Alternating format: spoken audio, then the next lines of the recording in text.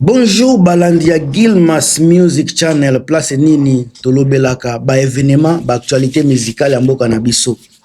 Avant banda coup de chapeau à la grande dame, la mère et reine de l'Alberta, Maman Nabiso Ukresh Ibwanga, avec Messene Munene ya musique na mboka na biso, le grand Baoba Daniel Kombo na niveau ya Alberta.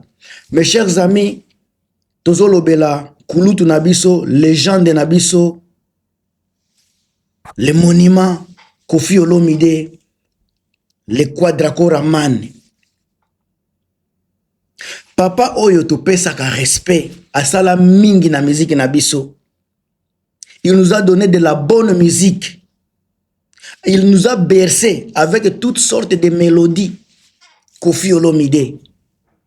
Ce qui totali na bamboka lokola ba Côte d'Ivoire, okuta ba papa lokola ba Alpha Blondy, oyo lelo ba komi ba monument, ba légende ya ba mboka wana, baza ko evre pona sika, pona relève ya ba jeune ya sika, baza ko travailler, ba komi ba ambassadeur ya mboka na bango, baza na ba ONG, oza ko evre pona ba plus de mini.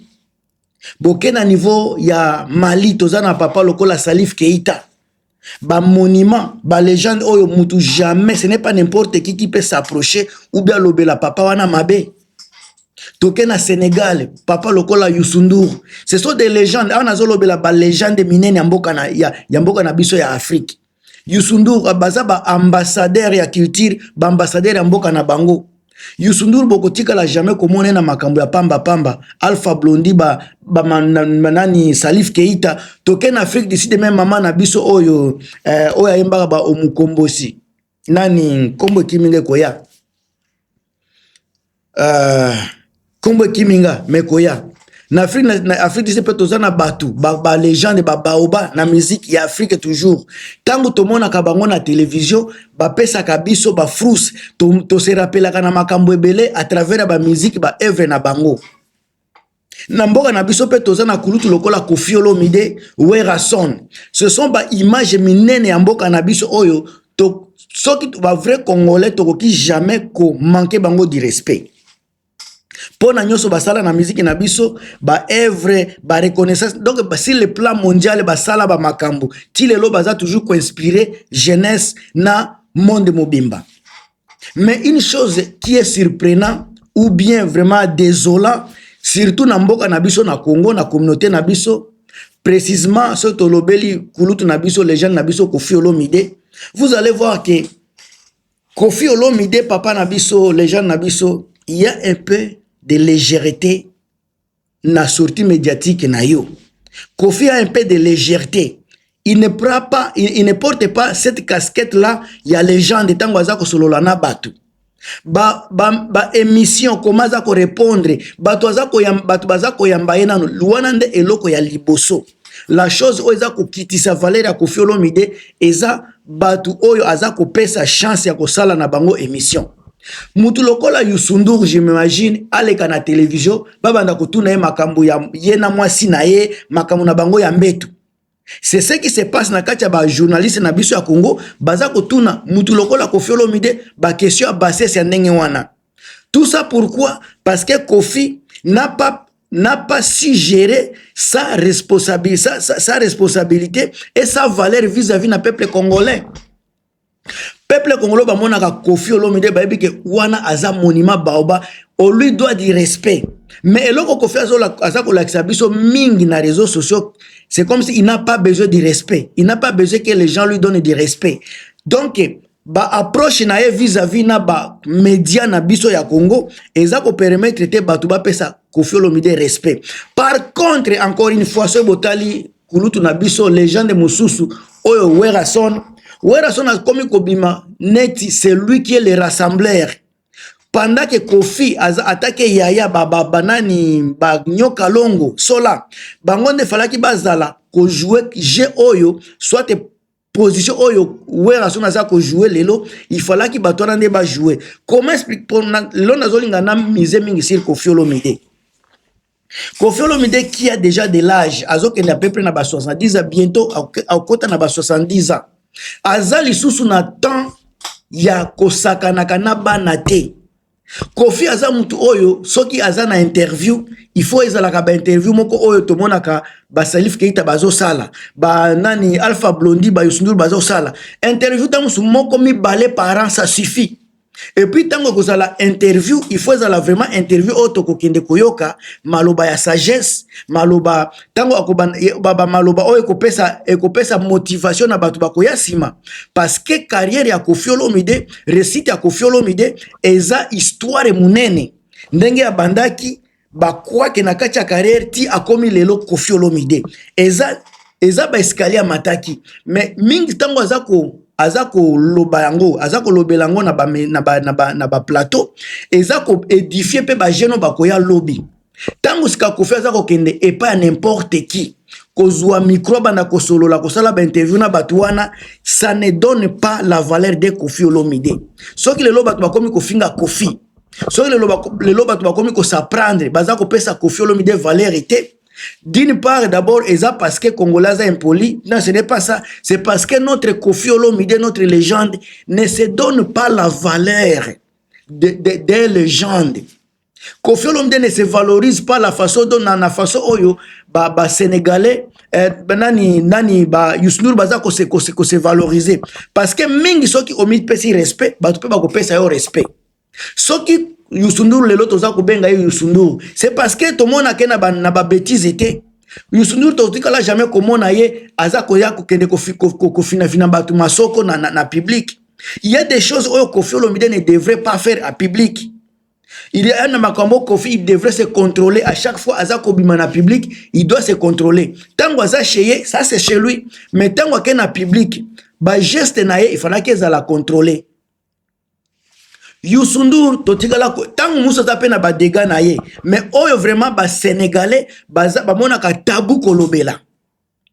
Toki ko zope papa na biso Salif Keita, yepe aza mo santu te, aza na ba défaut na ye, mais tellement que ba malien ba pesa ka ye respect, koloba mabe ya Keita ekozala neti tabou.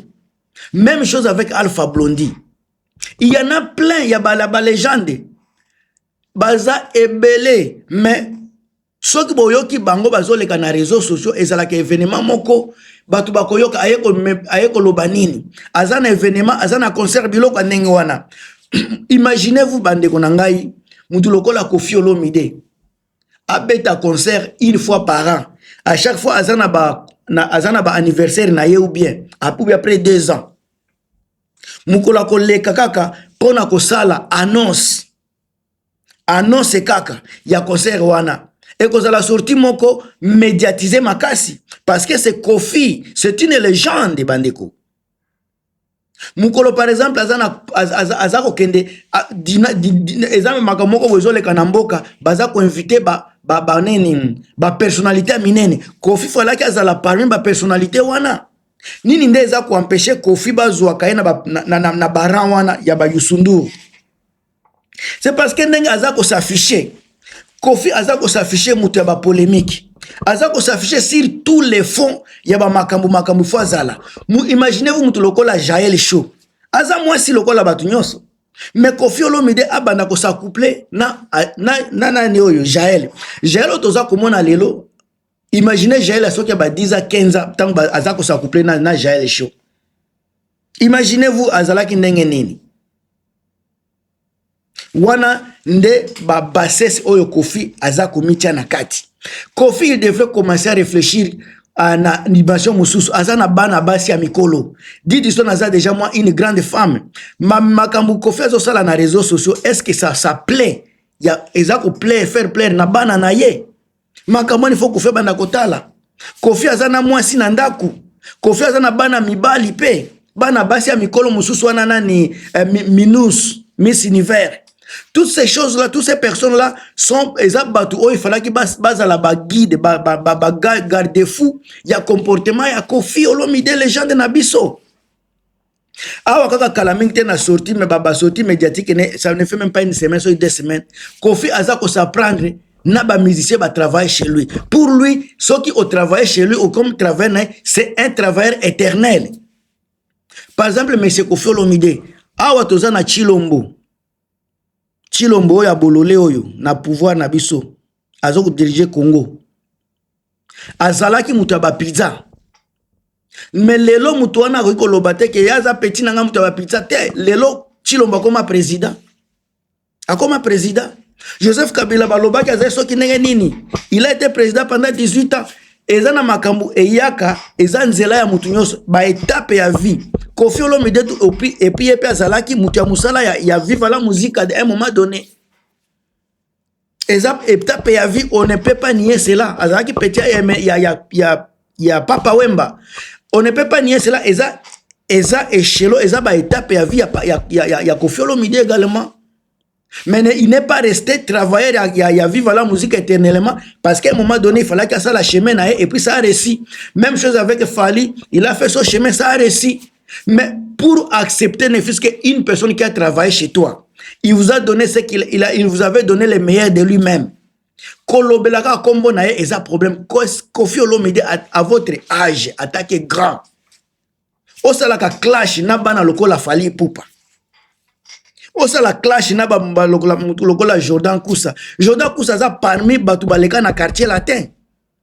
Soki aza kosala publicité ke concert na bango ko leka. Yozolo bake apesa yo force tami pesa forte. Mais au juste ozolu kanini Kofi Olomide à votre âge notre collégienne na âge na yo. Biso to soutenaka yo na ndenge nyonso. To kotika la jamais ko manquer yo jamais. Mais ezana ba ligne oyo notre Kofi Olomide ne doit pas dépasser. Parce que Valérie Naye faut na ba Valérie Youssou Ndour. Lelo soki to komi ko lobela ba Valérie na Congo na biso, tozomona nyoka longo na ba Valérie ya ki légende, tozomona Wera Son na Valérie ba légende. Mais Kofi Olomide il ne se comporte pas comme légende.